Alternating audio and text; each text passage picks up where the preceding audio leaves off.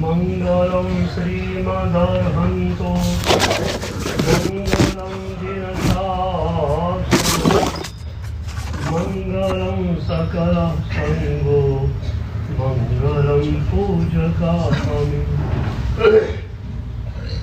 कृपा पराधेपि जने कृपा मंथरतारयो ईषद्बाष्पार्द्रयोर्भद्रं श्रीवीरजिननेत्रयो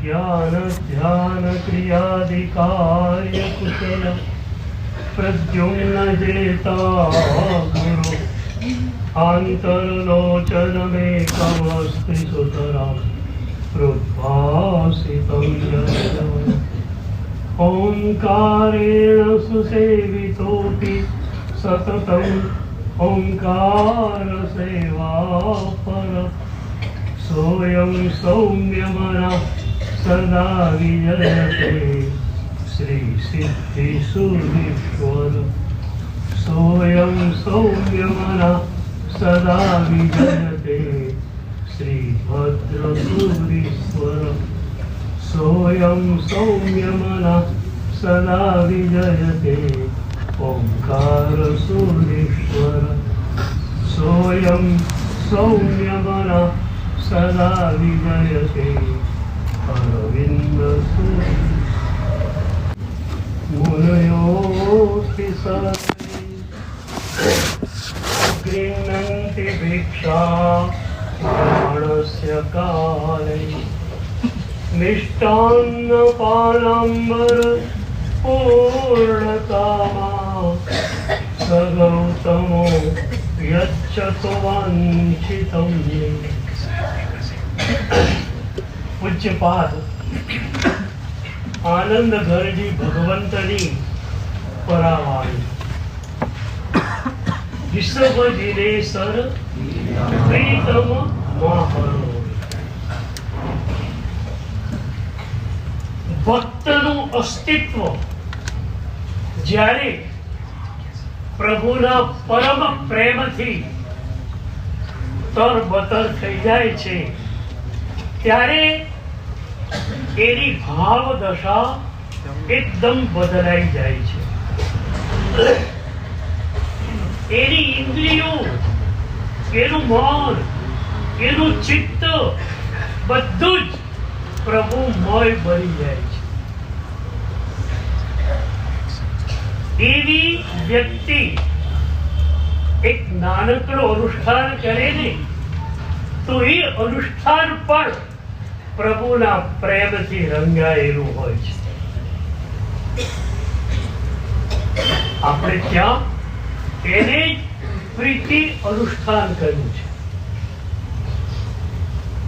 4 અનુષ્ઠાનમાં સૌથી પહેલું પ્રીતિ અનુષ્ઠાન, પ્રભુના પ્રેમમાં રંગાયેલું અનુષ્ઠાન. તમે પૌષધ કર્યો છે, પરિલેહણ તમે કરી રહ્યા છો. એક નેપકિન એનું પરિલેહણ કરવાનું છે. વિધિપૂર્વક પરિલેહણ કરો તો પણ 10 થી 12 સેકન્ડ લાગે, પણ એ પરિલેહણ બે રીતે કરી શકાય. પહેલું તો એ રીતે જે રીતે અત્યારે તમે કરો છો, વિધિ છે કરી દઈએ.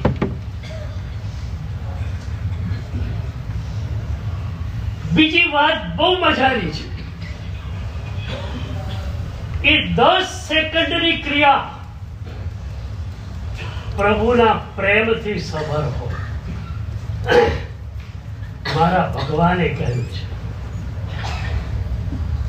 આ પરિલેહણ શા માટે હું કરું છું, મારા ભગવાને કહ્યું છે. એટલે એ 10 મિનિટની ક્રિયા પ્રભુના પ્રેમમાં તરબતર થઈ ગઈ અને એ વખતે એ ક્રિયા દ્વારા તમે પ્રભુની અંદર એકાકાર થઈ ગયા. કેટલી સેકન્ડ, કેટલી મિનિટ એનો આધાર નથી. તમે કેટલી હદે પ્રભુના પ્રેમમાં ઓગળી જાઓ છો, એ જ વાત મહત્વની છે. ઓગળી જવું છે, ડૂબી જવું છે. એક યુવાન સંત પાસે આવેલો. એને પૂછ્યું, ગુરુદેવ, પ્રભુ કેવી રીતે મળે? સદગુરુ ફિશ રીડિંગના માસ્ટર જોયું કે એની તડપણ અસ્તિત્વના સ્તરની છે. પ્રભુ ક્યારે મળે, ક્યારે મળે, ક્યારે મળે, આ તડપણ એની ભીતર ઘૂંટાઈ રહી છે. એ વખતે સદગુરુએ એક નાનકડું સૂત્ર આપ્યું, તુમ મીટો તો મિલના હોય. સદગુરુએ કહ્યું, મિલન મિલન મિલન શું કરે છે? આ ક્ષણે મિલન કરાવી દો. તુમ મીટો તો મિલના હોય. તું મીટી જા, ઓગળી જા, પીગળી જા પ્રભુમાં. પ્રભુ આ રહ્યા. સુરસાજી પ્રભુમાં ઓગળી ગયા. રેવતીજી પ્રભુમાં ઓગળી ગયા. સૈનિક મહારાજા પ્રભુમાં ઓગળી ગયા. રેવતી મહાસતીના દ્વારે સિંહ અણગાર વોરવા માટે પધાર્યા. જ્યાં ધર્મ લાભનો શબ્દ ઉચ્ચાર્યો, રેવતીજીએ એ શબ્દ સાંભળ્યો. 3.5 કરોડ રોવાડા નાચી ઉઠ્યા.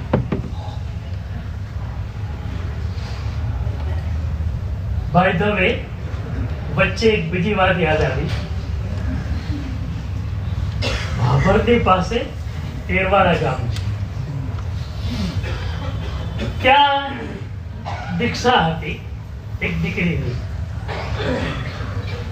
અમારે લોકોને ગુરુદેવ સાથે ત્યાં જવાનું થયું. એક તેરવાડા વિલીનીકરણ પહેલા નવાબના રાજ્ય હતું. એ જૂના નવાબનો દીકરો બહુ જ ભણેલો અને એને જૈનોલોજી જાણવી હતી. એટલે એને વાયા મારી પાસે સમાચાર મોકલ્યા કે એને જૈન ધર્મ વિશે જાણવું છે. મેં કહ્યું ઓકે, આવી જા. રોજ એ દીકરો મારી પાસે ભણવા માટે આવતો. એમાં દીક્ષાનો દિવસ આવ્યો. એને મને પૂછ્યું, હું મુસ્લિમ છું, મારાથી આ દીક્ષા વિધિ જોવા આવી શકાય? મેં કીધું ખુશીથી અવાય. એ આવ્યો. એને આખી જ વિધિ જોઈ. બપોરે મારી પાસે આવ્યો ત્યારે એને સૌથી પહેલો એક સવાલ કર્યો. મને કે ગુરુ મહારાજે પેલી દીકરીને આ આપેલું ત્યારે દીકરી નાચી પડી હતી. એને મને પૂછ્યું, વોઝ ઇટ ધ રિચ્યુઅલ? એ કોઈ વિધિ વિધાન હતું? મેં કહ્યું ના, વિધિ વિધાન નહોતું, એ વિવશતા હતી. એ દીકરી 2 વર્ષથી ગુરુદેવની પાસે જતી, ચોધાર આંસુએ રડતી કે ગુરુદેવ, મને પ્રભુની પ્રસાદી જલ્દી જલ્દી આપો. આજે ગુરુદેવ રીછ્યા અરે પ્રભુની પ્રસાદી એને આપી, એ નાચી ઉઠી. પણ પછી મેં એને કહ્યું તે તો એને 2 પગથી નાચતા જોયેલી એ દીકરી 3.5 કરોડ રૂવાડાથી નાચી. પ્રભુ મળે આનંદ કેવો હોય નિરવધિ. જ્યારે રજોહરણ સ્વીકારની વેળા આવે છે દીક્ષા વિધિમાં, ત્યારે હું ખાસ કહેતો હોઉં છું કે આ રોમે રોમે પરમ સ્પર્શ છે. આ પરમાત્માનો સ્પર્શ માત્ર હાથમાં નહીં, માત્ર મન કે ચિત્તમાં નહીં, રોમે રોમે પરમ સ્પર્શ. એક રૂવાડું નાચી ઉઠે. રેવતીજીના 3.5 કરોડ રૂવાડા નાચી ઉઠ્યા. મારા પ્રભુના મુનિરાજ મારા દ્વાર પર, વિશ પરમાત્મા મારા દ્વાર પર. આજના યુગમાં પણ ઘણી બધી રેવતીજીની નાનકડી એડિશન્સ જોઈ છે. એ માતાઓ વરાવતી જાય અને જે આંખમાંથી આંસુ સરતા હોય, એ માતાની આંખના આંસુ અમારી આંખને પણ ભીની ભીની કરી નાખે છે. મુનિરાજ અંદર પધાર્યા. રેવતીજીએ કહ્યું, સાહેબ આ લો, સાહેબ આ લો, સાહેબ આ લો. મહારાજ સાહેબે કહ્યું, તમે તમારા માટે એક ઔષધિ બનાવેલી છે. એ ઔષધિનો ખપ પ્રભુના પોતાના માટે છે અને એ હું ઓરવા માટે આવ્યો છું. એનો મને ખપ છે. હવે તો રેવતીજીના આનંદની કોઈ સીમા ન રહી. આમ તો પોતે વરાવે, પણ એ પ્રભુ વાપરશે એ તો ખ્યાલ આવે નહીં. આ તો સ્પષ્ટ કહે છે કે પ્રભુને માટે આનો ખપ છે. એ ઔષધિ લઈને આવે. એવી ઔષધિ હતી કે 1 ચમચીથી વધારે એક દિવસમાં લઈ ન શકાય. 1 ચમચી ઔષધિ વરાવતા કેટલી સેકન્ડ લાગે? કેટલી? 2 સેકન્ડ, 3 સેકન્ડ. એ 3 સેકન્ડમાં એ વરાવવાની ક્રિયા પ્રીતિ અનુષ્ઠાનમાં બદલાઈ ગઈ. 3 સેકન્ડની ક્રિયા પ્રભુના પ્રેમમાં પૂરી રંગાઈ ગઈ. और એટલે એ 3 સેકન્ડમાં ભાવધારા એટલી ઉચકાઈ કે રેવતીજીએ તીર્થંકર નામ કર્મ બાંધી ગઈ. 3 સેકન્ડ. મારે વધારે નથી જોતી તમારી પાસે.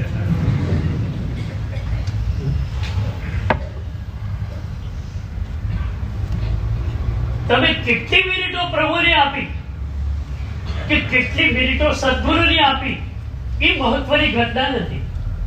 તમે કેવી રીતે આપી. એટલે જ મારું એક સૂત્ર છે, there should be the totality. પ્રભુને અને સદગુરુને જે પણ ક્ષણો આપો એ સંપૂર્ણતયા પરમ પ્રીતિથી ભરાયેલી હોવી જોઈએ. એ પ્રભુના દેરાસરે તમે જાઓ, પગથિયા ચડતા હો અને આંખમાંથી આંસુ રેલાતા હો. પ્રભુની ભક્તિ 2 રીતે થાય છે. સકારણ ભક્તિ અને નિષ્કારણ ભક્તિ. પહેલી સકારણ ભક્તિ છે. મારા પ્રભુ, એ પ્રભુ ન હોત તો હું શું હોત? ઇતરી ભૂમિ પ્રભુ તુમ હી આણ્યો.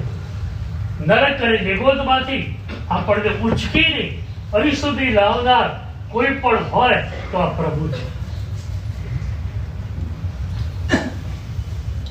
મનુષ્યત્વના દ્વાર સુધી, સાધનાની પગથાર સુધી, ભક્તિની ભૂમિકા સુધી આપણને લાવનાર પ્રભુ છે. એ પ્રભુએ આટલો બધો ઉપકાર મારા ઉપર કર્યો, એ પ્રભુના ઋણમાંથી હું મુક્ત કઈ રીતે થાઉં? મારી દૃષ્ટિએ અમારી અને તમારી બધી જ સાધના એકમાત્ર ઋણ મુક્તિનો નાનકડો આયામ છે.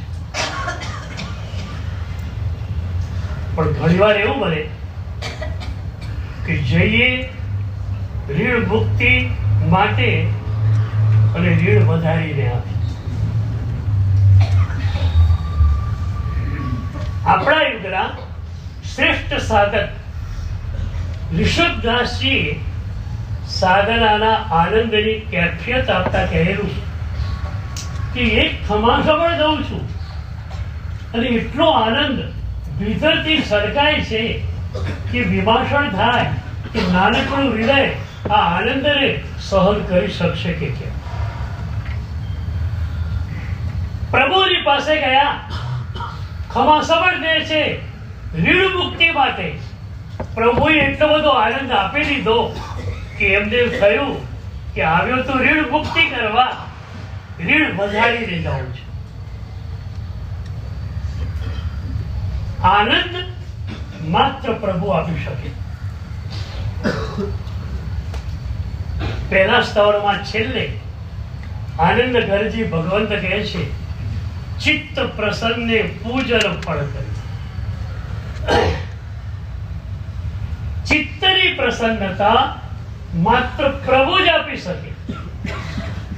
બોલો, તમારો શું અનુભવ છે? કરોડો રૂપિયા ભેગા થયા, અબજો રૂપિયા ભેગા થયા, તૃપ્તિ મળી?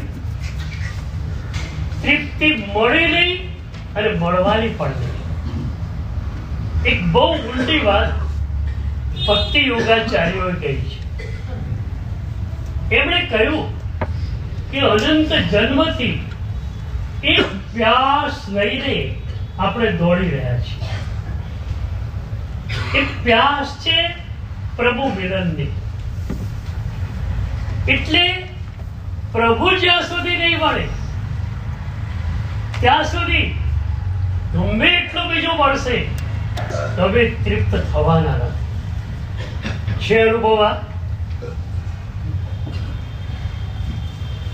કરોડો મળ્યા, હજુ અબજો મેળવવાના છે. બરોબર, ફ્યુચર પ્લાનિંગ છે.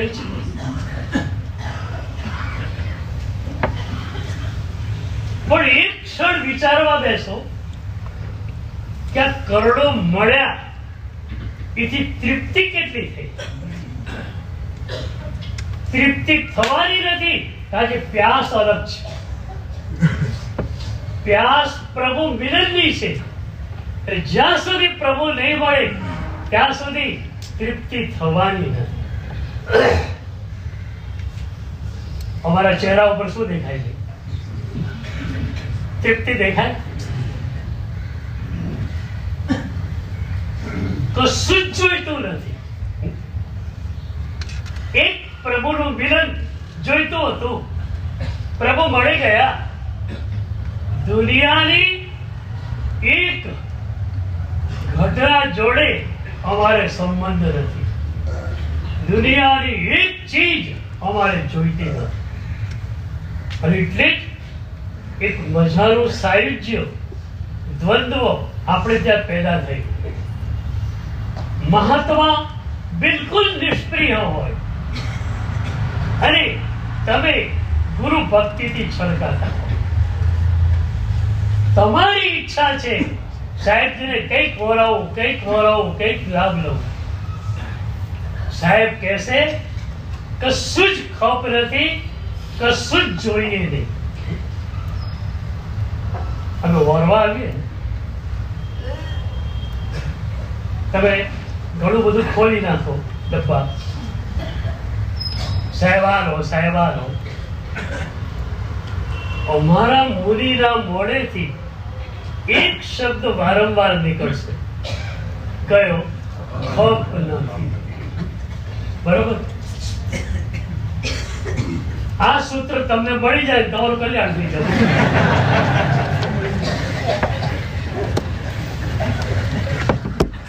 ખપ નથી.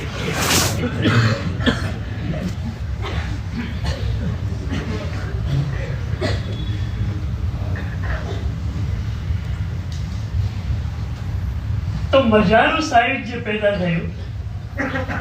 ગુરુદેવને કશું જ જોઈતું નથી. તમારી ઈચ્છા છે સાહેબનો લાભ લેવો, સાહેબની ભક્તિ.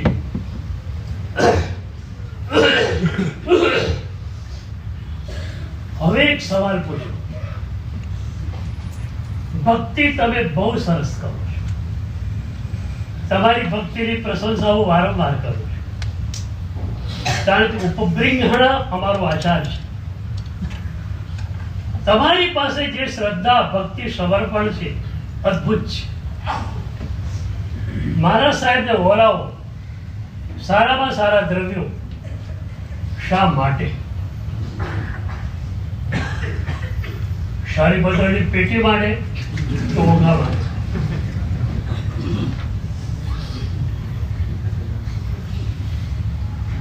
વરાવો શેના માટે? ચારિત્ર મોહની કર્મનો ક્ષય સમજાય, જલ્દી જલ્દી મને પણ પ્રભુની પ્રસાદી મળે એટલા માટે ને. અમારી માતાઓ એટલી બધી ભાવુક હોય, એટલી ભાવુક હોય, ઓરાવતા ઓરાવતા રડી પડે. હવે એક ભાવ જોડવો છે. ઓરાવું છું એટલા માટે, ગુરુદેવની ભક્તિ એટલા માટે કરું છું કે મારું ચારિત્ર મોહની કર્મ ખપી જાય અને જલ્દી જલ્દી મને સંયમ મળી જાય.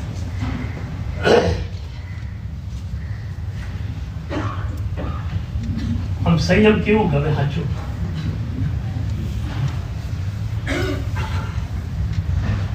ખરેખર ગમે છે.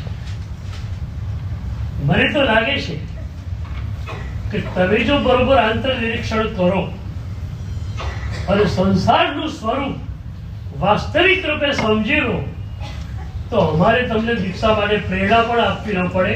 લાઈન લાગેલી હોય દીક્ષા. તો બે ભક્તિ, એક સકારણ ભક્તિ, બીજી નિષ્કારણ ભક્તિ.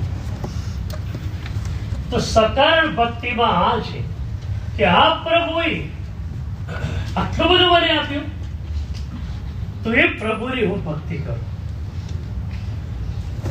પછી એ સકારણ ભક્તિ કરતા કરતા તમે નિષ્કારણ ભક્તિ સુધી જઈ શકો.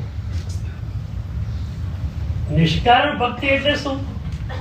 Devotion for devotion, love for love. ભક્તિ માટે ભક્તિ, પ્રસાદ માટે ભક્તિ નહીં. ભક્તો તો ત્યાં સુધી કહે છે કે મોક્ષ માટે પણ, મારા મોક્ષ માટે ભક્તિ કરવા માટે હું તૈયાર નથી. સીધી વાત છે ને. મને મોક્ષ મળે માટે હું પ્રભુની ભક્તિ કરું. મારો મોક્ષ નંબર 1 પર, પ્રભુની ભક્તિ નંબર 2 ઉપર. મારો મોક્ષ એ સાધ્ય થયો, પ્રભુની ભક્તિ સાધન થઈ. કશાકના માટે ભક્તિ નહીં, ભક્તિ માટે ભક્તિ. Devotion for devotion, love for love. અને આને જ આનંદ ગંજી ભગવંત નિરુપાધિક પ્રેમ કહે છે. પ્રીત સગાઈ રે નિરુપાધિક કહી રે, સોપાધિક ધન ખો. પ્રીતિ કરવી છે, પણ કેવી? અત્યાર સુધી આપણા ભૂતકાળમાં આપણે પ્રભુની ભક્તિ કરી પણ હશે, પણ અજ્ઞાન દશા હોવાને કારણે એ પ્રીતિ સોપાધિક પ્રીતિ થઈ. સોપાધિક પ્રીતિ એટલે શું? એક સોદાબાજી. પ્રભુ તું મને આ આપ, હું તને આ આપું. તું મારા દીકરાને સાજો કરી દે, હું તારી ભક્તિ કરું. એક ગામમાં વિહાર કરીને મારે જવાનું હતું. લગભગ ગામ નજીક આવ્યું ત્યારે મને યાદ આવ્યું કે આ ગામમાં એક ભાઈ છે જે વારંવાર વંદન કરવા માટે આવે છે. પછી બીજું પણ યાદ આવ્યું કે આજ તો પૂનમ છે અને એ ભાઈ દર પૂનમે શંકેશ્વર જાય છે, એટલે આજે તો અહીંયા નહીં હોય. પણ વ્યાખ્યાન શરૂ થયું, ભાઈ હાજર હતા. વ્યાખ્યાન પૂરું થયું. મેં પૂછ્યું, આજે પૂનમ તમે અહીંયા શંકેશ્વર નહીં? મને કે સાહેબ 200 પૂનમ ભરી શંકેશ્વર દાદાની. દીકરાને અસાધ્ય દર્દ થયું. ભગવાનને કહ્યું પ્રભુ આને સાજો કરી દે. દીકરો સાજો ન થયો, પૂનમ છોડી દીધી. મેં કહ્યું કે શંકેશ્વર પ્રભુની ભક્તિ શેના માટે કરેલી? આ દાદો એ શું આપે અરે શું ન આપે? કહું છું. એક ભાઈ કે શંકેશ્વર દાદાનું નવડ આંખમાં સેટ અડાડ્યું અને આમ કર્યું ને તો મોતિયો હતો, ઓપરેશન જેવું બિયાતો હતો, સીધો મોતિયો હાથમાં આવી ગયો. મેં એને કહ્યું મોતિયાનું ઓપરેશન તો ડોક્ટર કરી આપશે, તારી આંખના વિકારોનું ઓપરેશન કરાવવા માટે શંકેશ્વર દાદા પાસે જા. જે કોઈ ન કરી શકે એ શંકેશ્વર દાદો કરે. સ્પેશિયાલિસ્ટ ડોક્ટર હોય, કેન્સર ઓન્કોલોજીસ્ટ, તમે એની પાસે જાઓ, સાહેબ એને જરા શરદી છે એટલે દો. આ સ્પેશિયાલિસ્ટ, તમે એની પાસે આના માટે જાઓ, માથું દુખે છે સાજો કરી આપ. ભાઈ નિષ્કારણ ભક્તિ, ડિવોશન ફોર ડિવોશન. ઘણી વાર કહું, દૂધ કોઈ પીએ ને તો કારણ હોય, ક્યારે નહીં મળે? શક્તિ મળે. પણ કલાકે ચા પીએ ને એમાં પૂછો એને શું કારણ? કારણ કઈ નહીં યાર, ચા વિના રહેવાતું નથી. એમ તમારી ભક્તિ નિષ્કારણ ભક્તિ બનશે ત્યારે તમારાથી ભક્તિ વિના રહેવાશે. અને જે વખતે ભક્તિ વિના ન રહેવાય ત્યારે માનજો કે તમે નિષ્કારણ ભક્તિની પગથારે આવી ગયા છો. તો આપણને જોઈએ છીએ પ્રભુની પ્રીતિમાં રંગાયેલી ક્ષણો. સાધના ભલે નાનકડી હોય પણ એમાં પ્રભુની પ્રીતિ ઉતરેલી હોવી જોઈએ. સાધનાને આત્મસાત કરવા માટે ઘણા બધા ગ્રંથો આપણે ત્યાં છે. એક ગ્રંથ બહુ અદ્ભુત છે, યોગ દૃષ્ટિ સમુચ્ચય, હરિભદ્ર સુરી મહારાજ સાહેબ. એને હું દર્પણ કહું છું. આપણા ચહેરા ઉપર ડાઘ હશે, આપણને નહીં દેખાય, પણ તમે દર્પણમાં જોશો તમને દેખાશે. એમ અમારી સાધનામાં ક્યાં ક્યાં ક્ષતિઓ રહી ગઈ એનો અમને ખ્યાલ નહીં આવે. એક તો અમારા ગુરુદેવ કહેશે, અને બીજું આ શાસ્ત્ર દૃષ્ટિ સમુચ્ચય જે દર્પણ જેવો ગ્રંથ છે એ અમારી ક્ષતિઓને દેખાડશે. શું અદ્ભુત ગ્રંથ છે! એકવાર તમે વાંચો ને તો ઘણી તમારી ભ્રમણાઓ પણ દૂર થઈ જાય. એમાં 8 દૃષ્ટિ આપી, 14 ગુણસ્થાન જ છે એને 8 દૃષ્ટિમાં સમાવે. આપણે ત્યાં ચોથા ગુંઠાળે સમ્યક દર્શન થાય, એમાં પાંચમી દૃષ્ટિએ સમ્યક દર્શન થાય. ચાર દૃષ્ટિ પહેલાની જે છે મિથ્યાત્વમાં છે,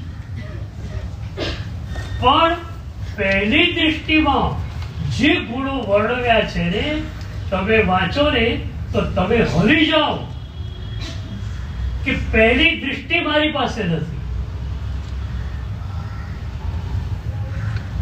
હું પહેલા એ ગ્રંથ બહુ જ વંચાવતો,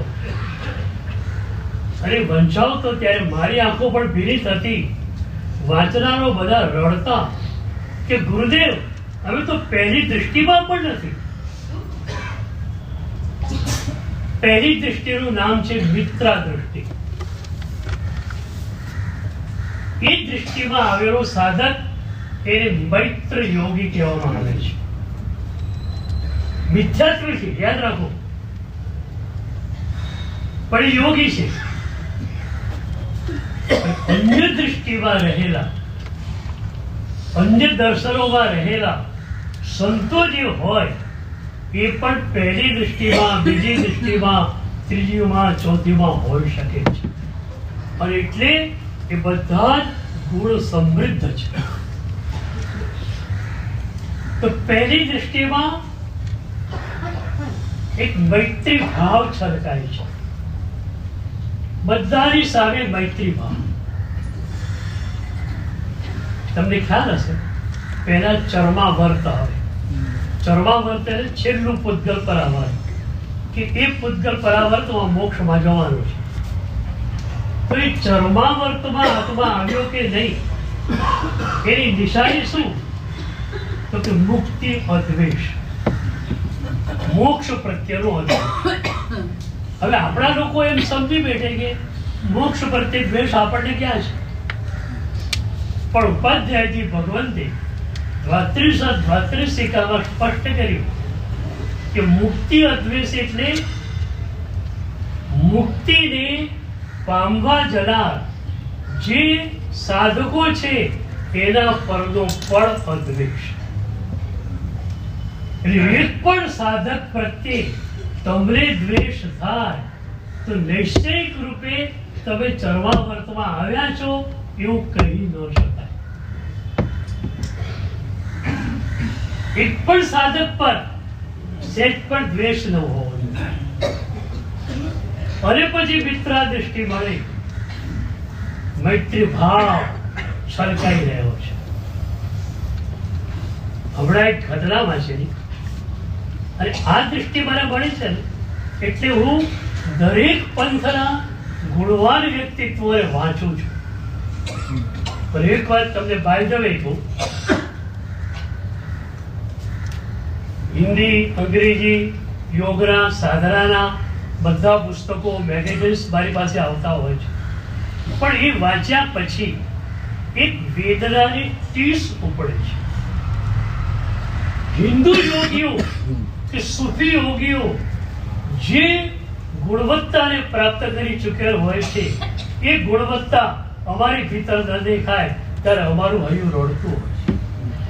હું સાધુ સાધ્વીઓની વાચનામાં ઘણી વાર કહું કે મારી વેદના છે કે જેમને લોકોત્તર શાસન નથી મળ્યું, એમની પાસે આવી સાધના હોય તો લોકોત્તર શાસન તમને મળ્યું છે, તમારી સાધના કેટલી ઉંચકાયેલી. ખાલી આપણે સંતોષ લઈ લઈએ, લોકોત્તર શાસન મળી ગયું એનાથી કામ થવાનું નથી. એ લોકોત્તર શાસન આપણને સ્પર્શી જવું. તો એક બૌદ્ધ ભિક્ષુની વાત વાંચેલી, પહેલી જ વાર વાંચી હું એકદમ પ્રભાવિત થઈ ગયો. તિબેટ ઉપર ચીનનું આધિપત્ય આવ્યું. દલાઈ લામા, બૌદ્ધોના શ્રેષ્ઠ ગુરુ, રાતોરાત તિબેટથી ભારત આવી ગયા. દલાઈ લામા અત્યારે ભારતમાં જ છે, ધર્મશાળા. થોડાક ભિક્ષુઓ રહી ગયેલા. ચીની સત્તાવાળાઓએ એ ભિક્ષુઓને પકડી લીધા. કોઈ કારણ વિના એમને જેલમાં મૂકી દીધા. એક ભિક્ષુને 18 વર્ષ સુધી જેલમાં રાખે, કોઈ કારણ નહીં, માત્ર એક ભિક્ષુ જેના માટે. 18 વર્ષ પછી કોઈ મહોત્સવ હશે રાજ્યનો, કેદીઓને છોડાયા, એ બધું એને છોડી દીધો. એ ભિક્ષુ છૂટીને ભારત આવે છે પોતાના સર્વોચ્ચ ગુરુ દલાઈ લામાની પાસે, અને દલાઈ લામાના ચરણોમાં વંદન કરે છે.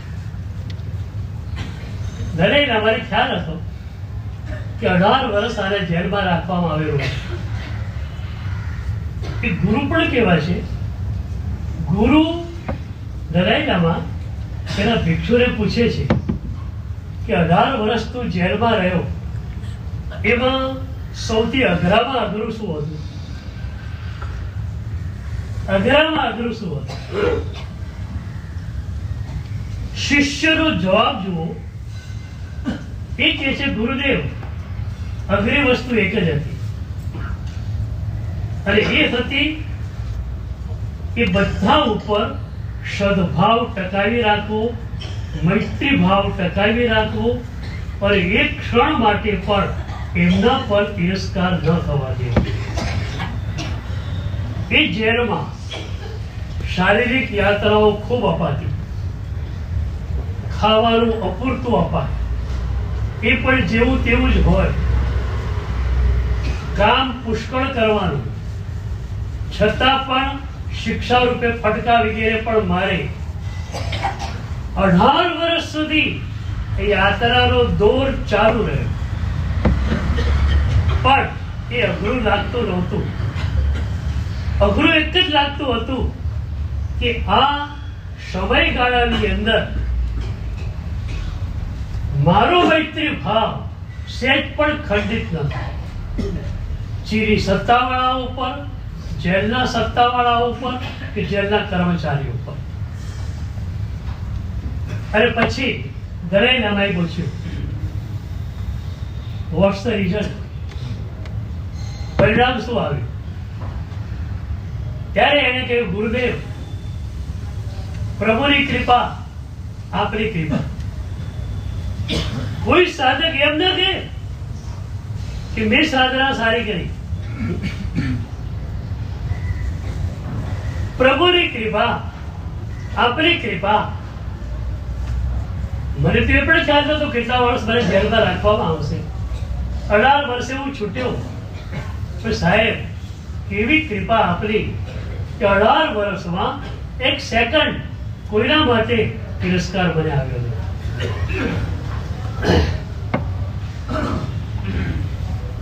આ મૈત્ર યોગી ઈચ્છા આવે, આ મૈત્ર યોગીની ઈર્ષા આવે. યોગ દૃષ્ટિ સમુચ્ચય ભણી ગયા. હવે છે ને, હું એક વાત કરતો હોઉં છું સાધુ સાધ્વીજીઓની. તમે તો વાંચતા નથી, તમને શું કહું? હું કહું છું કે 2 વાર 4 વાર યોગ દૃષ્ટિ વંચાઈ ગયું, વાંધો નહીં. હવે તમે યોગ દૃષ્ટિ સમુચ્ચયને એ રીતે લો, પહેલી દૃષ્ટિનું વર્ણન વાંચો. પહેલી દૃષ્ટિ એમાં કયા કયા ગુણ જોઈએ, કયા દોષ છૂટેલા હોય એ જોઈ લો. અને એ જો તમને મળેલું હોય તો બીજી દૃષ્ટિનું વાંચન કરો. નહીતર યોગ દૃષ્ટિ સમુચ્ચયની પુસ્તકને બુક શેલ્ફમાં મૂકી દો. પહેલી દૃષ્ટિને પ્રેક્ટિકલી ગોઠવો. પહેલી દૃષ્ટિ આવે, પછી બીજીમાં, પછી ત્રીજીમાં, પછી ચોથીમાં, પછી પાંચમી.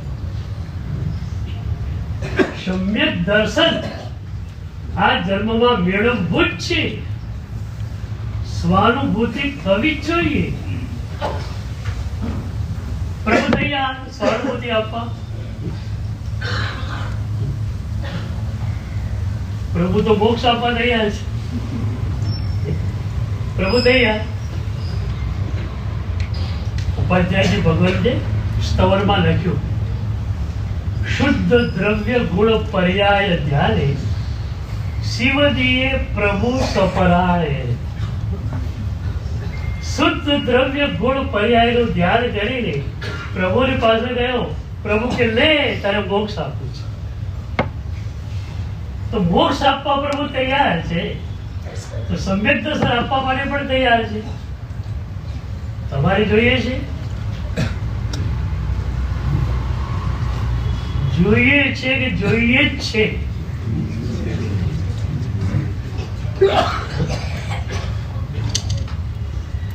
હિન્દુ ભાઈઓમાં એક કહેવત હોય છે, खाते पीते वैकुंठ मिले तो हमको कह दे और सिर साथे मिले तो दूसरों को कह दे.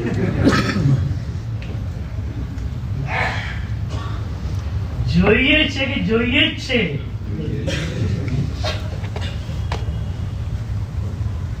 પ્રભુની પરમ પ્રીતિમાં જ્યારે અસ્તિત્વ ઓળગોળ થઈ ગયું હોય ત્યારે તમારી કોઈ ઈચ્છા ન હોય.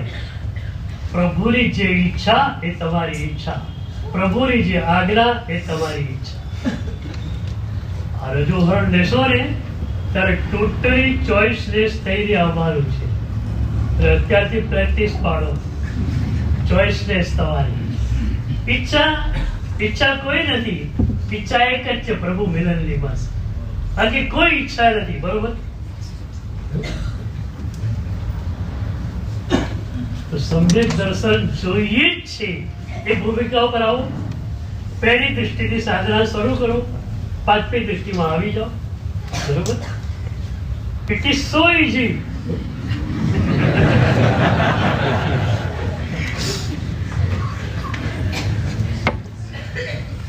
બટ ઇફ યુ ડિઝાયર, તમે ઈચ્છો નહીં તો અઘરું છે. તો એ સમ્યક દર્શનને પ્રાપ્ત કરી જીવનને અમૃત